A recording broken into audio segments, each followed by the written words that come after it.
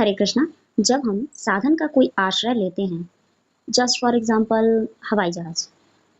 हवाई जहाज किसी स्थान पे ले जाने के लिए सबसे तेज है वाहन में।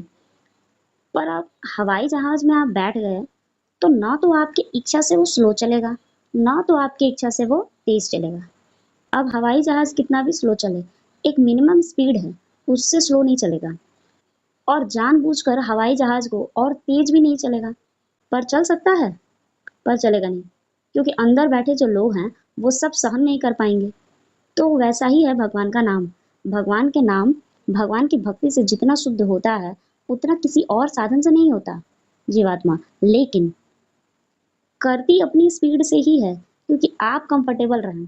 मतलब हम लोग ऐसा सोचेंगे कि हम लोगों की आसक्ति है तो इतनी जल्दी क्यों नहीं छूट रही है, क्योंकि हम बोल तो रहे हैं कि आसक्ति छूट जाए, फिर भी नहीं छूट रही। क्योंकि हम अभी तुरंत छोड़ना नहीं चाहते हैं। भले हम बोल रहे हैं पर हम छोड़ना नहीं चाहते हैं, क्योंकि उन्हें सब पता है कि आगे क्या करने वाला है जीवात्मा।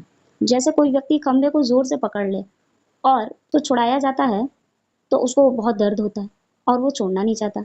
कभी कभी लोग धरना पे बैठ जाते हैं तो वो भी वहां से उनको उठाया जाता है तो वो उठना नहीं चाहते हैं, तो कभी कभी मार मार के निकाला जाता है। इसलिए ऐसा होता है, ऐसा हो सकता है कि हमारी भौतिक आसक्तियां इतनी गहरी हैं कि उन्हें हम छोड़ना नहीं चाहते हैं। धीरे धीरे वो भगवान उसको छुड़ाएंगे, क्योंकि कोई वेग है उसको दबाएंगे तो बड़ी तीव्रता से वो बाहर आएगी। प्रमाण क्या है? विश्वामित्र जी 60,000 साल वेग दबाए और जब मौका मिला तो पूरा बाहर आ गया। तो भगवान की भक्ति में हम अपने वेग को नहीं दबाते हैं, भगवान की सेवा में लगाते हैं।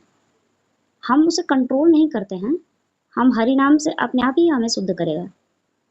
अब मान लीजिए हम बहुत सालों से चुप हैं और कई सालों तक चुप ही रहें, और जब बोले तो कोई गाली बोले, तो फायदा क्या उसके चुप रहने का? तो इसीलिए हम भगवान को सेवा में अपनी इंद्रियों को लगाते हैं, जो कि नेचुरल लगता है। तो हमें भगवान की सेवा में अपनी इंद्रियों को लगाना चाहिए, हरे नाम में अपनी वाणी को लगाना चाहिए। वो हमारे लिए नेचुरल है। हरे कृष्णा।